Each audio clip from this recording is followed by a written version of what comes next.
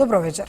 Јас сум Снежана Лупевска-Созен, модератор на втората дебата, во која ќе се фокусираме на улогата на собранието, на дворешната политика, односите меѓу заедниците, човековите права и животната средина.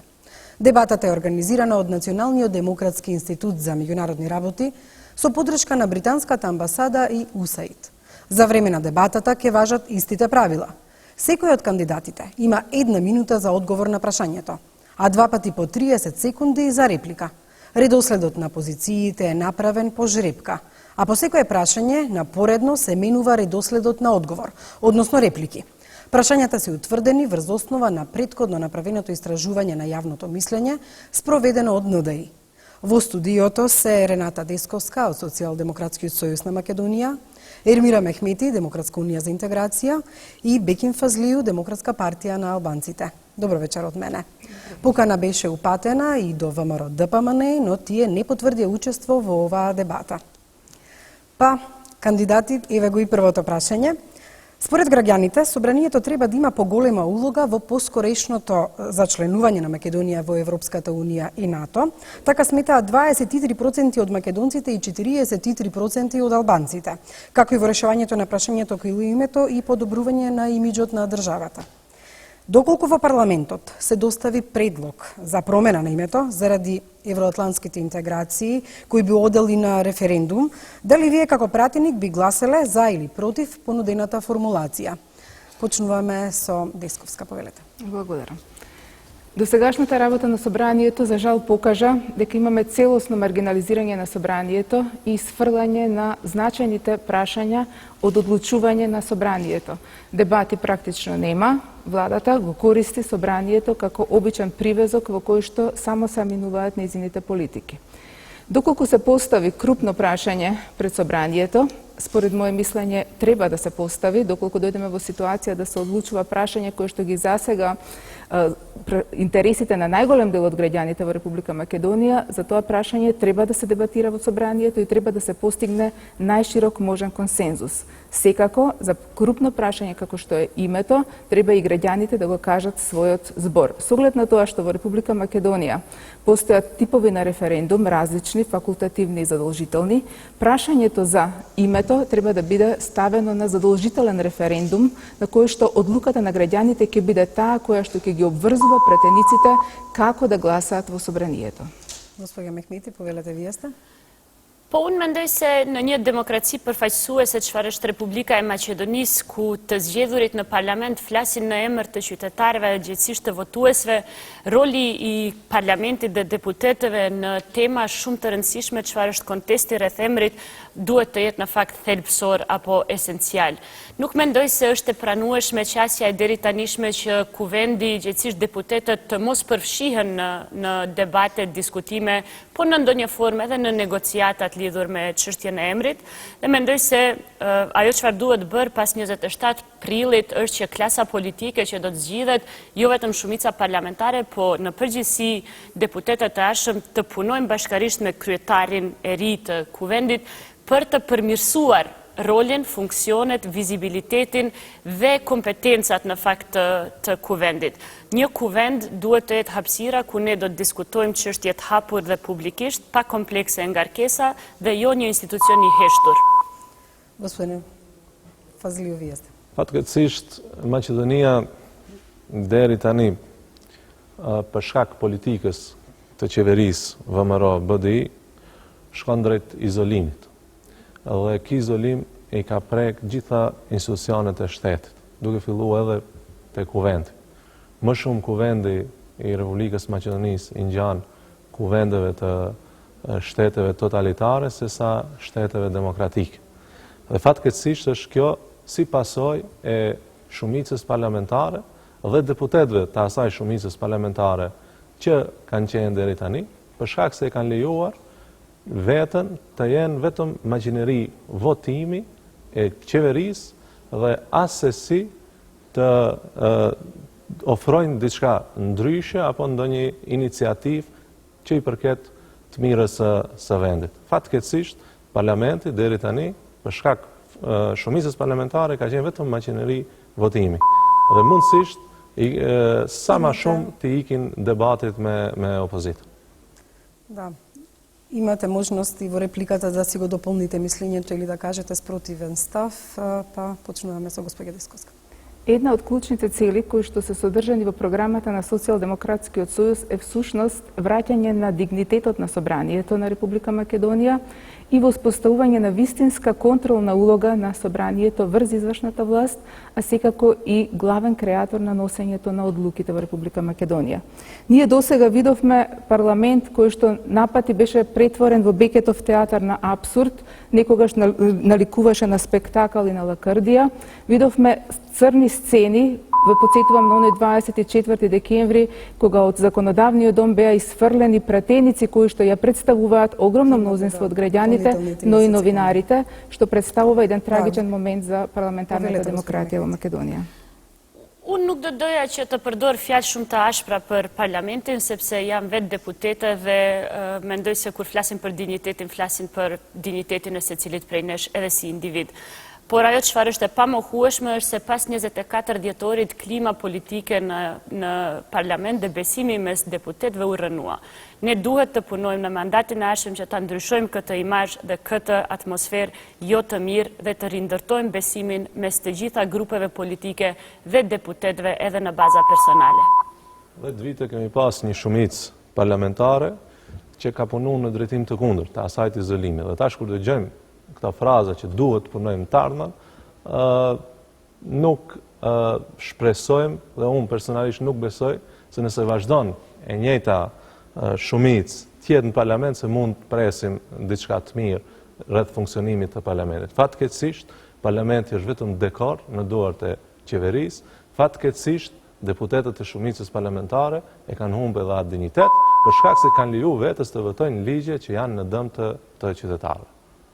И вториот круг реплики, повелата? Првиот чекор во враќањето на достоинството на парламентот, Социјалдемократскиот сојуз го направи со нудењето на листи на пратеници на кои што се наоѓаат луѓе со лични биографии, луѓе кои што се докажани во своите професии, луѓе кои што ќе ги бранат ставовите, своите ставови и ставовите на гласачите во парламентот. Од друга страна, деновиве слушнавме дека единствен критериум на ВМРО-ДПМН на предходните изминатите избори во селекцијата на кандидатите за пратеници било да може да ја разликуваат црвената од зелената боја. Нас не треба пратеници кои што достоинствено ќе ја вршат пратеничката функција и ќе ги застапуваат интересите на граѓаните. Bashkimi Demokratik për Integrim nuk ka qenë palë në asnjëri nga konfliktet verbale ose fizike të cilat kanë ndodhur në parlament gjatë kësaj përbërje të paktën parlamentare. Duke u nisur nga kjo, nuk mendoj se duhet përgjegjësia në mënyrë të barabartë të kërkohet prej të gjitha grupeve politike. Ne e dim kush kanë qenë të involvuarit dhe për cilat arsye në incidentin e 24 dhjetorit. Në raport me opozitën tonë shqiptare, asnjëherë nuk mendoj se kemi provokuar ndonjë lloj konflikti të pakulturuar ose verbal. Fatkeqësisht, domethënë nëse vjen ndonjë propozim në parlament që do të ndihmonte Maqedoninë sa më shpejt të bëhet pjesë antare e Unionit Evropian dhe NATO-s, padyshim se ne si Parti Demokratike Shqiptare do ta përkrajmë. Po përvoja deri tanishme me shumicën parlamentare që kemi pas, është shumë e keqe, për shkak se më shumë kemi pas ne propozime për marrëveshje me Serbinë, se sa diçka konkrete rreth çështjes së emrit me Greqinë. Dhe gjitha këto propozimet fatkeqësisht janë votuar edhe nga deputetët e Bashkimit Demokratik për Integrim pa asnjë problem. Одиме со второто прашање, овој пат ќе почнеме со господја Ермира Мехметија. Прашањето е: секој е невин додека не се докаже спротивното. Се вели во членот 6 на Европската конвенција за човекови права. Во Македонија сведоци сме на спротивставени мислења од опозицијата и власта во однос на презумцијата на невиност, изрекувањето на мерката притвор, издржувањето на затворските казни. Доколку ја добиете довербата, како ќе ги уверите граѓаните дека ќе им бидат почитувани човековите права согласно Европската конвенција? Bashkimi Demokratik për Integrim është dhe ka qenë dhe në vazhdimsi ka folur për shqetësimet e veta në raport me disa aksione, intervenime policore dhe procedura të shkeljes së të drejtave elementare të njeriut dhe të qytetarit, sidomos atyre individuale. më duhet të them se kjo është edhe një nga ato aspekte në të cilat duhet të punohet në qeverinë e re në drejtim të përmirësimit të cilësisë së demokracisë tonë. Ne jemi shtet i cili megjithatë politikat e veta nuk i krijon tërësisht në mënyrë të pavarur, sepse jemi shtet kandidat për antarësim në Unionin Evropian në një proces dialogimi të lartë me komisarin File, gjithësisht komisariatin për zgjerim. Kjo nënkupton se reformat, dinamika, cilësia e tyre për cilën gjithësisht janë në një monitorim të vazhdueshëm të partnerëve tanë ndërkombëtar. Ne i dimë dobësitë dhe ky është një dallim cilësor mes nesh dhe partive tjera. Për dobësitë e sistemit ne flasim publikisht, pavarësisht që na quajnë me fjalë fyese ose denigruese. Maqedonia është fakt se kemi shkelje të rëndë të drejtave dhe lirive të qytetarit. Po këto shkelje bën edhe më të rënda kur ke parasysh shqiptar, sepse atyre ju shkelen të drejtat dhe lirit edhe si qytetar, po edhe si shqiptar. Dhe kjo është situatë alarmante dhe krejt kjo shkelje bëhet nga qeveria VMRO BDI. Kemi rastet që përmendi për opinionin, rasti monstra, ku fatkeqësisht ende pa pasur dhe pa fillu procesi gjyqësor apo ndonjë epilog gjyqësor nga përfaqësuesit e Ministrisë Punëve të Brendshme, nga ministra, zëvendës ministra dhe gjithë ekipi i saj, u shpallën fajtor shqiptar që ende nuk dihet u shkel prezumpcioni i pafajësisë. Dhe kjo gjë është e patolerueshme në një shoqëri demokratike. Kemi edhe përplot raste të tjera që shqiptarëve ju shkelen për çdo ditë drejtat dhe liritë e tyre nga qeveria e Maqedonisë. Дисковска, имате вашата минута. За жал, во времето на владењето на ВМРО-ДПМН, Македонија стана земја на политички затвореници. Македонија стана земја во која што сериозно се кршат човековите права, и тоа може да се види и од извештаите на релевантни меѓународни организации кои што вршат мониторинг во оваа област. Се најдовме во ситуација на провладините медиуми како хит серии да гледаме спектакуларни апсења на неистомисленици.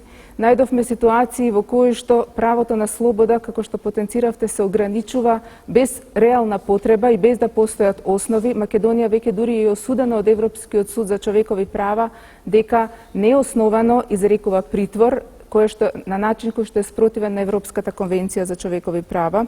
Презумпцијата на невиност, однапред се осудуваат луѓе без да се дочека судскиот епилог. Ситуацијата во судството е исто така драматична, бидејќи бедемот кој што треба да ги штити човековите права е целосно партизиран, целосно неефикасен и под влијание на извршната власт. За жал, одлуките се носат наместо во судовите на Илинденска безброј. Прв круг реплики, повторно со Мехмети.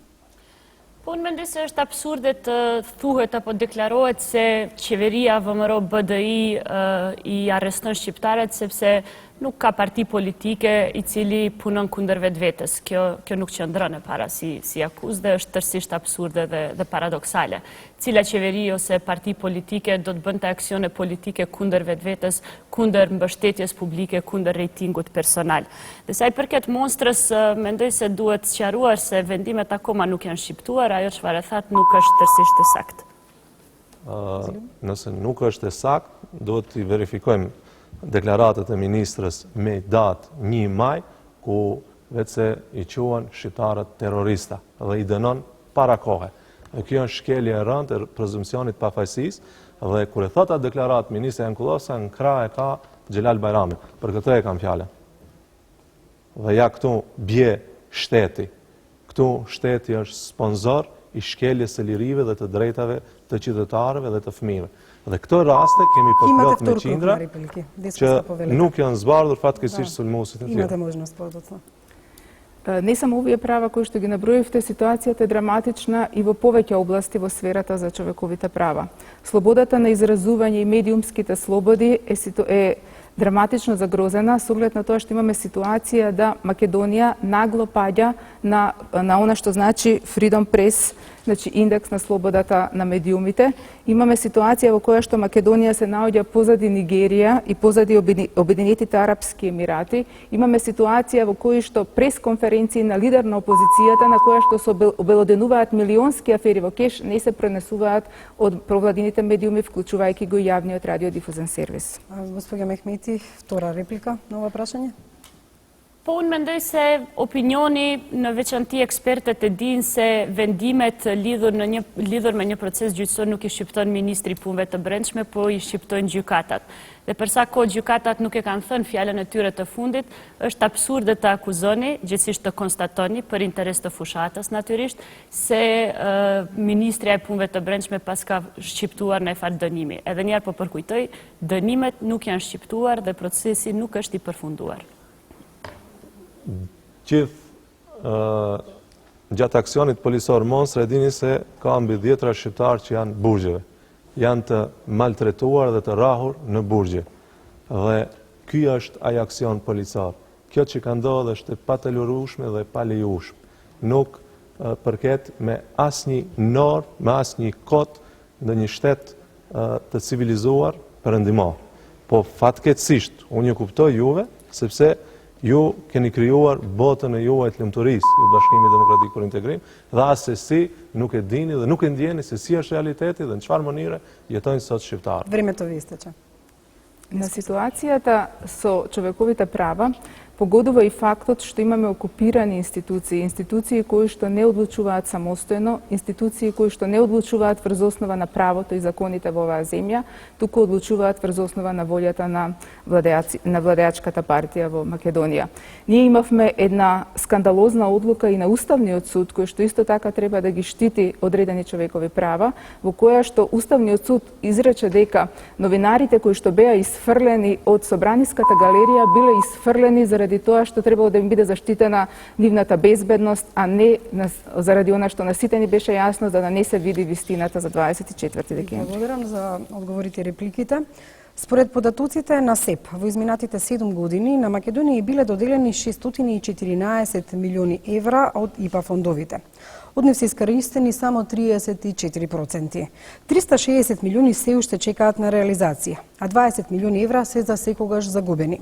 Имајќи предвид дека 2014 година е година за распоредување на нови средства од европските фондови, каде вие најпрво би ги потрошиле и како во целост ќе ги искористите? Овој пат почнуваме со господинот Фазлил. Faleminderit. Dhënë, Maqedonia ballafaqohet me probleme të mëdha përsa i përket aspektit ekonomisë. Edhe këtu gjithmonë kur kam parasysh problemet e qytetarëve, dyfisht rëndohet më shumë kur bëhet fjalë për shqiptarë, sepse fatkeqësisht shqiptarët kanë diskriminohen edhe si qytetar, po diskriminohen edhe si komp deri tani nga kjo qeveri. Dhe me që e kemi këtë situatë shumë problematike përsa i përket aspektit çështjes buxhetit me investimet për shqiptarët, e dim botërisht se 1% investohet për vendbanimet shqiptare dhe ata janë shumë pak, shpresat ndoshta i kishim tek IPA fondet. Sepse me ato IPA fondet duheshte spaku të menaxhon kuadër i BD-s. Fatkeqësisht asnjë %, nuk janë nda nga ato IPA fonde për vendbanimet shqiptare. Dhe jo vetëm për vendbanimet shqiptare, po totalisht kanë qenë të paaft strukturat e Ministrisë për çështjet e eurointegrimit përsa i përket IPA fondeve. Десковска. Социјалдемократскиот сојуз неколку пати досега укажуваше на недоволното користење на ИПА фондовите во Република Македонија. И нас ни е јасно зашто тоа се случува. Јасно ни е бидејќи сите оние инвестиции наводни кои што ги прави владата, сите оние трошења на буџетот кои што ги прави, трошење на народните пари, ги прави без да се води контрола на тоа како се трошат средствата. Трошењето на ИПА фондовите ќе значи контрола врз трошењето на тие пари. Тоа веќе отвара проблем за оваа влада која што сите проекти кои што ги прави сака да ги представи како проекти, но во суштина знаеме дека се тоа коруптивни сделки кои што значат одлевање неконтролирано на граѓанските пари. Од тие причини тие и не одеа на целосно искористување или беше искористен само многу мал дел од европските фондови. Тоа е поразително за Македонија, особено што треба да се има предвид многу од тие средства се неповратни средства, значи нешто што не значи задолжување на Република Македонија и враќање од страна на идните генерации, туку значи средства кои што треба да значат подобар живот во Република Македонија. Мехмети, вашата минута. Po, Bashkimi Demokratik për Integrim në këto zgjedhje ka ofruar një platformë zgjedhore me mbi 1000 projekte të ndryshme zhvillimore për vendbanimet kryesisht me popullat shqiptare.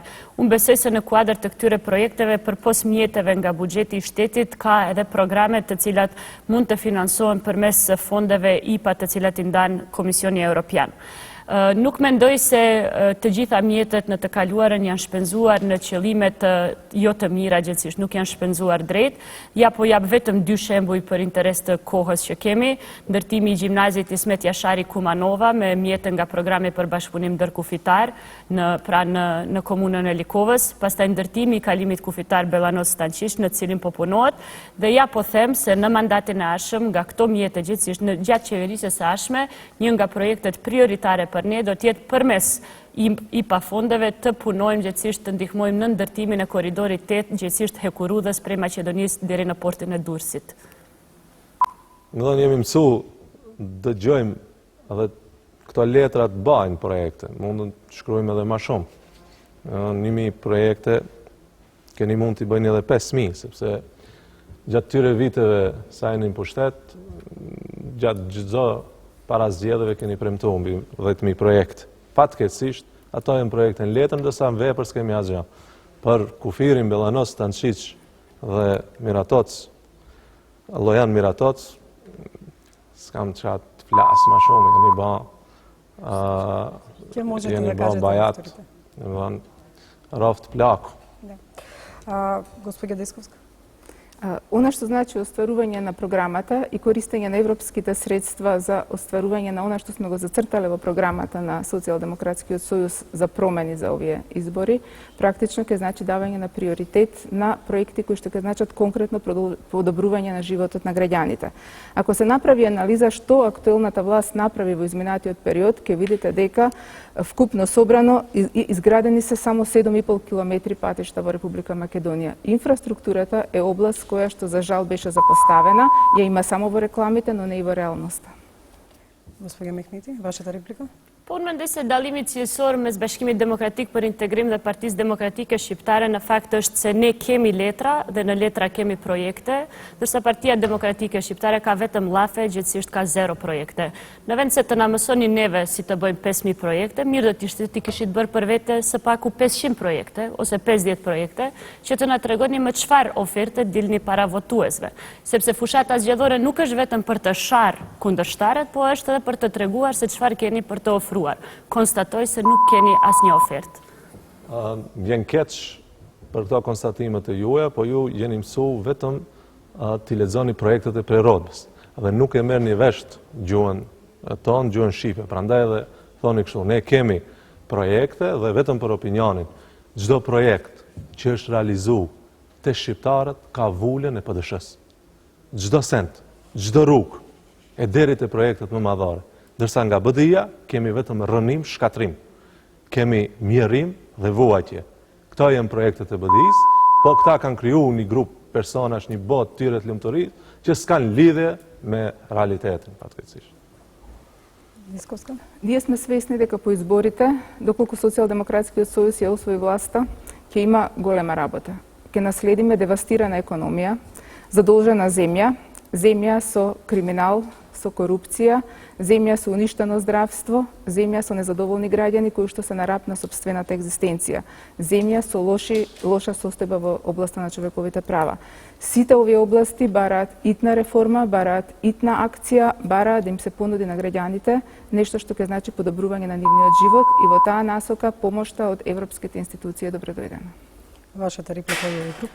Po, ne kam parasysh se zoti Fazliu kur flet për rënimin me siguri ka fjalën për kohën kur ai ishte kryetari i komunës së Sarajit dhe atje për gjithë ato vite sa qeveriste nuk u bë asnjë punë.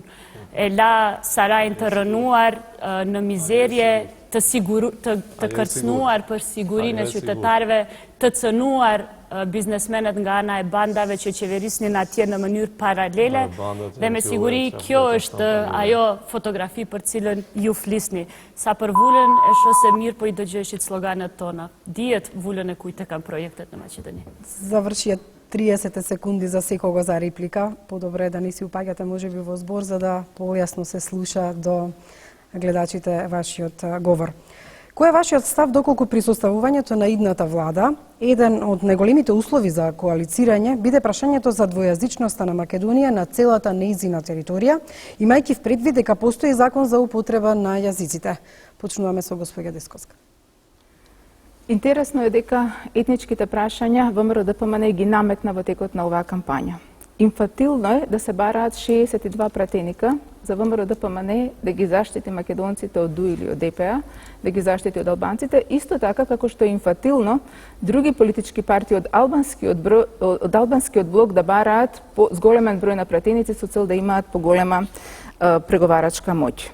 Прашањето во однос на употребата на јазиците е решено со Рамковниот договор. Рамковниот договор е преточен во Уставот и од тој аспект секој отварање на Уставот во сфера која што значи нарушување на оној баланс кој што беше воспоставен со Рамковниот договор е опасна територија, територија која што ќе значи нарушување на соживотот и меѓуетничките односи, но исто така прашање кој што ќе отвори бројни други прашања. Дали во Република Македонија треба да се продолжи на патот кој што беше зацртан со Рамковниот договор или пак треба да се вратиме на граѓанскиот концепт. Така што тоа е прашање кое што треба да се остави надвор од сите пазарења, бидејќи патот е зацртан со Рамковниот договор. Продолжуваме понатаму, госпоѓа Мехмети, вие сте. Po unë mendoj se vetë mënyra si e parashtruat pyetjen implikon se këtu dikush mund të ketë të drejtë të kushtëzoj qeverisjen me do farë kushtesh absurde për mua. Politika e gjeneratave të ardhshme është politikë e cila nuk pranon, gjithsesi nuk njeh si lloj kushtëzimesh çfarë mundohet dikush të imponojë në një fushat tërësisht populiste dhe unë do thosha me tone nga e kaluara dhe jo të orientuar nga ardhmja. Politika gjyqësore në Maqedoni është rregulluar me Kushtetutën e Republikës së Maqedonisë dhe pavarësisht se kush sa përpiqet, mundohet, lufton, angazhohet që ta pengoj realitetin e një Maqedonie dygjysore, ky është një realitet të cilit nuk mund të hiqet.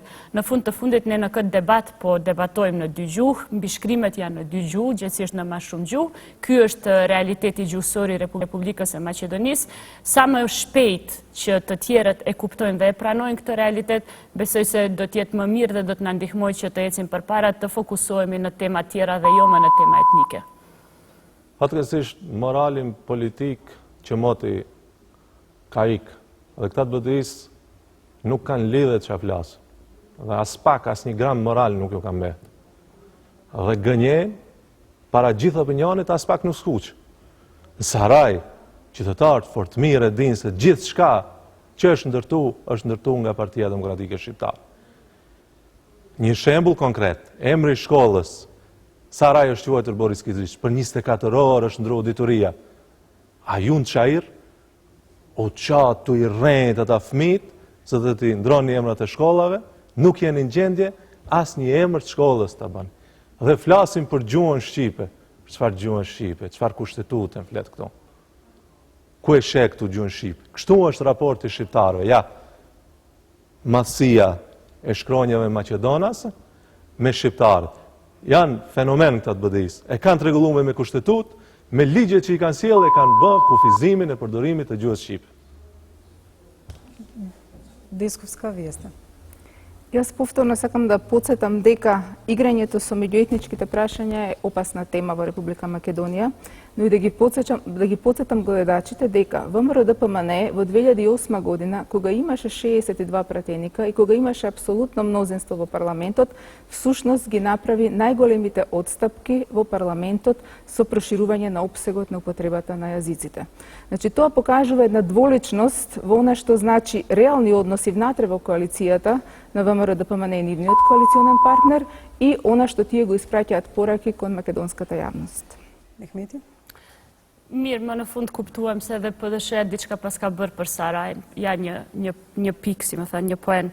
Unë përsëri do ta përsëris atë çfarë thash, gjuha shqipe, politika dygjysore, politika gjyqësore në Republikën e Maqedonisë është një realitet, për më shumë është një standard europian.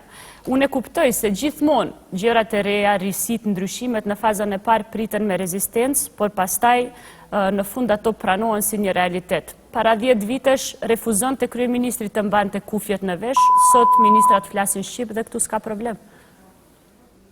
Nuk e di për cilat ministra e ka fjalën, Fatmiri dhe Tahiri, maqedonisht vetëm flas. Dhe ne nuk i bëjmë, ikni nga ajo mendësi. nuk bën punë për pikë politik. I bëjmë për shkak nevojave të qytetarëve. Fatkeqësisht, gjuha shqipe ka mundësi të jetë gjuhë e barabartë me atë maqedonase në bazë të amandamentit 5 kushtetutës. Po është çudi se BDI 2 ligje ka sjellë, njëri në vitin 2008 dhe njëri në vitin 2011, ku si pasojë këtyre ligjeve pamundsohet apo kufizohet përdorimi i gjuhës shqipe. Втор круг реплики, дискуска, повторно вие сте наред. Ono što je mnogo važno za da ima napredok i suživot во Република Македонија, a to je lojalnoста кон државата да се покажува исто како што се покажува лојалноста кон сопствената етничка заедница. Сите граѓани на Република Македонија треба да го имаат чувството дека се граѓани на оваа земја и од тој аспект прво прашање кое што Социјалдемократскиот сојуз постојано го потенцираше, а тоа беше во Република Македонија треба да се спроведе реален попис во кој што ќе знаеме прво колку сме во Република Македонија, каква е етничката структура, кој живее во Македонија, а колку ја напуштија државата. Мехмети? Po unë mendoj se parimisht ne si shqiptar, pavarësisht cila parti politike cilën e përfaqësojmë, nuk kemi dallime për sa i përket interesit që gjuha shqipe njëherë përgjithmonë të rregullohet dhe të zgjidhet ashtu siç duhet dhe të mos përdoret, gjithsesi keq përdoret në fushata zgjedhore siç bën partia më e madhe maqedonase aktualisht. Politika gjuhësore duhet të jetë një mekanizëm dhe instrument që do të ndihmojë për t'i pajtuar njerëzit, për të rritur mirëbesimin, për të përmirësuar komunikimin, për të mundësuar që ne të njihemi më mirë mes vete dhe jo të polarizohemi siç më duket se është tendenca aktualisht. Fatkeqësisht, në Maqedoni gjuha shqipe nuk është zyrtare dhe kjo bëhet me fajin e BDI-s. Sepse këta si duket kanë qenë zënë me projekte tjera të tipit Car Dushan dhe të Shkupit 2014 dhe të marrjes nga një rok tepër për vete, duke i nda ministrat deputetëve, dhe çështjet që kanë të bëjnë me shqiptarët janë lënë anash. Dhe kështu është kjo situatë. Si pasojë politikës së BDI-s, gjuha shqipe nuk e kemi sot zyrtare në Maqedoni. Следното прашање е од областа на екологијата. Од 1 април сите загадувачи на воздухот во Македонија, а се работи за неколку големи фабрики, требаше да постават филтри на оџаците. Но наместо филтри, граѓаните добија уште една 1 априлска шега. Како вие ќе ги уверите гласачите дека нема да се шегувате со нив, туку сериозно постапувањето на функцијата ќе им овозможите еколошка заштита? Почнуваме со госпоѓа Ермира Мехмети. Госпоѓа Ермира Мехмети.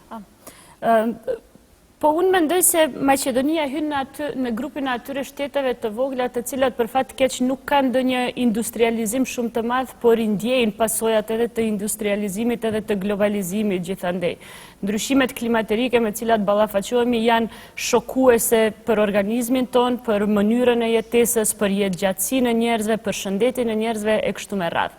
Unë besoj se shoqëria jonë duhet sa më shpejt të kuptojë se mbrojtja e ambientit, jeta e shëndosh, mbrojtja e shëndetit të individëve në fakt sot është një standard evropian, një standard ndërkombëtar dhe është detyrë e klasave politike, përfshirë edhe partinë të cilën unë e prezantoj, që ndoshta edhe më seriozisht se deri më tani të merret me problemet e mbrojtjes saktësisht të mbrojtjes së ambientit nga ndotja dhe mbrojtjes së jetës dhe shëndetit të qytetarëve nga ndotja. Fatkeqësisht, ashtu si që kemi situatën me ndotjen ambientit politik, e kemi edhe me ndotjen e mjedisit. Qytetet shqiptare, Shkupi e Tetova, jemi dëshmitar se janë qytete më të ndotura të në Maqedoni. Kemi edhe protestat të qytetarëve për shkak kësaj ndotjes, po fatkeqësia këtu është si gjithkund të në Maqedoni, sepse institucionet apo Ministria e Mjedisit dhe fatkeqësisht që udhëheqet nga kuadri i BDI-s nuk po ndërmarrin asgjë në këtë drejtim. Edhe këtu është na le të dyshojmë se bëhet fjalë për korrupsion, për shkak se nuk vendosen, qeveria nuk i detyron që ndotësit ambientit t'i vendosin ata filtrat konkretisht e kam fjalën për Jugochromin që ndodh gjithë rajonin e Pollokut. Dhe për këtë gjë qeveria nuk po ndërmerr asnjë. Имате право на реплика. Госпоѓа Дисковска. Не само во екологијата, туку во областа на многу други сфери, владата на ВМРО ДПМН всушност направи првоаприлска шега со граѓаните. Нивните проекти ги има само на провладините медиуми, во реалноста граѓаните не ги чувствуваат. Во областа на екологијата, практично Македонија е спротивставена и е соочена со избор на две алтернативи.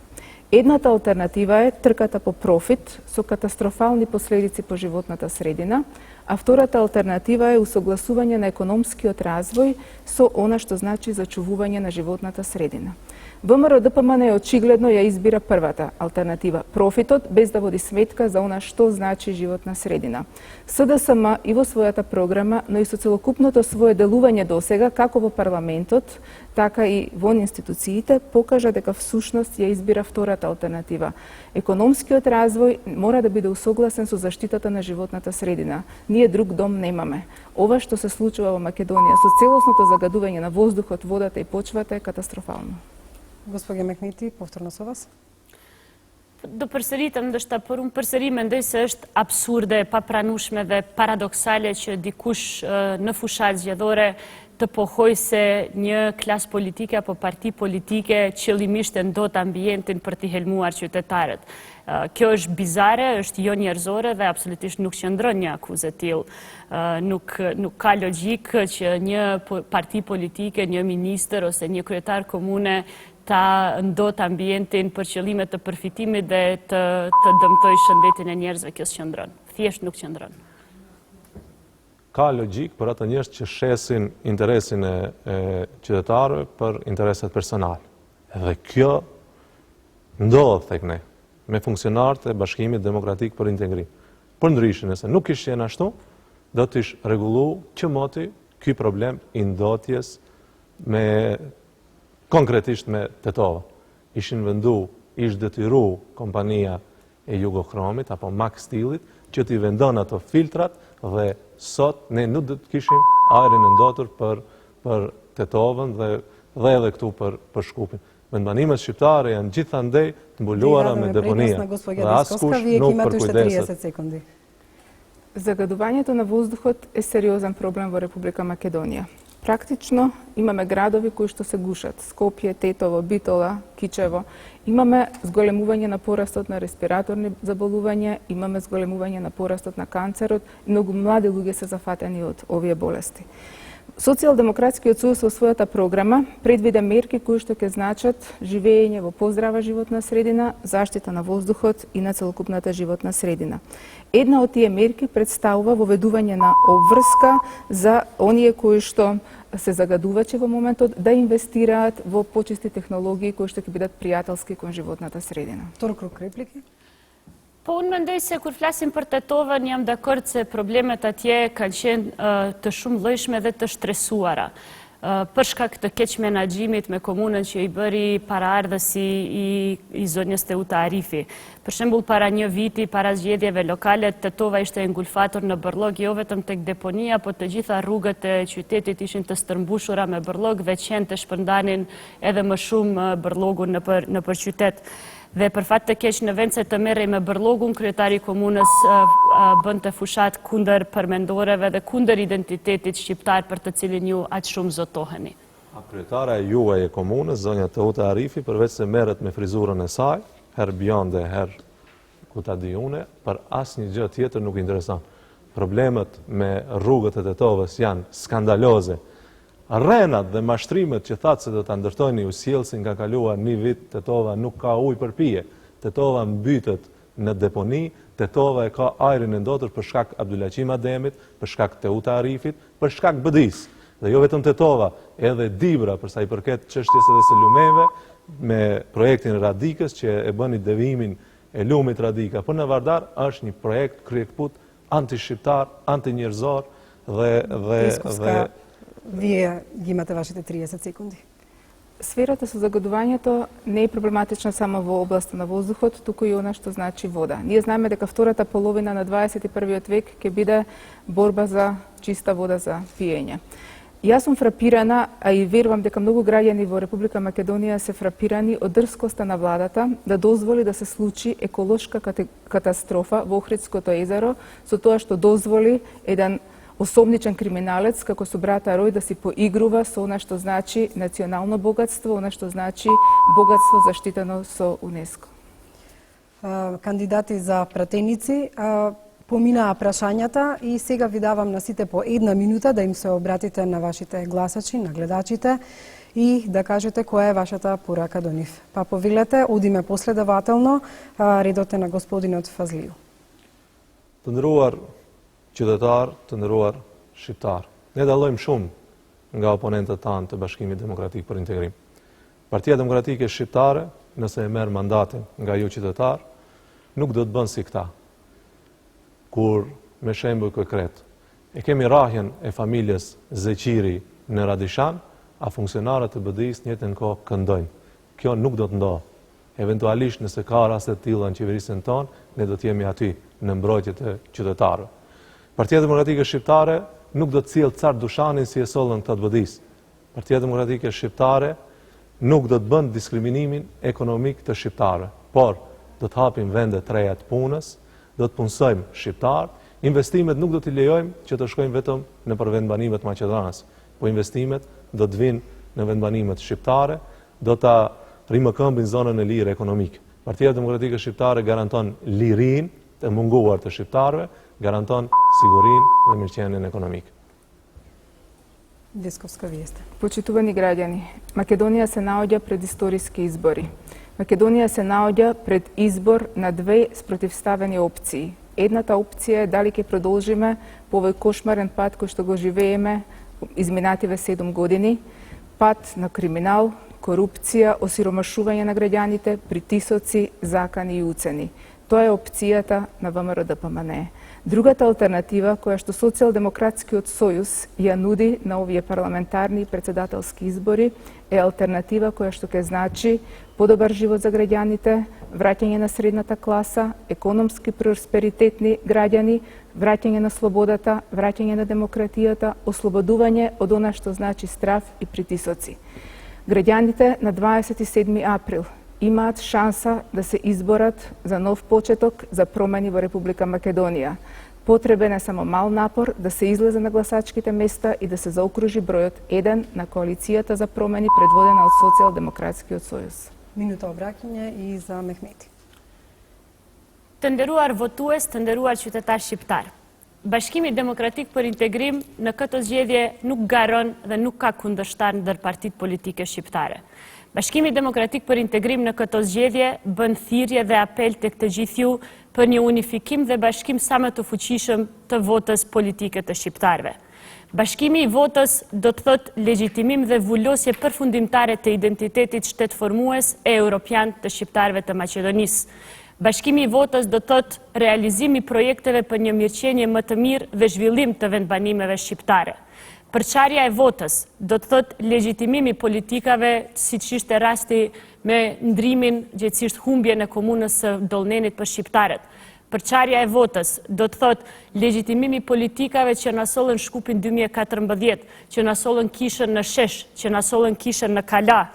Legjitimim i politikave fyese ndaj përmendorëve të UÇK-s në Tetov, legjitimimi të gjitha atyre politikave që kanë për qëllim vazalitetin dhe rikthimin e servilitetit ndaj shqiptarëve. Votoni BDI-n për të ardhmen tuaj. Почитувани гледачи, ја следевте дебатата на кандидатите за пратеници на воредните парламентарни избори 2014, организирана од Националниот демографски институт за меѓународни работи со поддршка на Британската амбасада и USAID. Вам ви благодарам за учеството, ве поканувам овде на подиумот за да ви посакам успешни избори, исто така и среќа на изборите и се надевам дека и вие ќе си го посакате истото еден на друг во една рамноправна борба. Почитувани гледачи, пријатна вечер.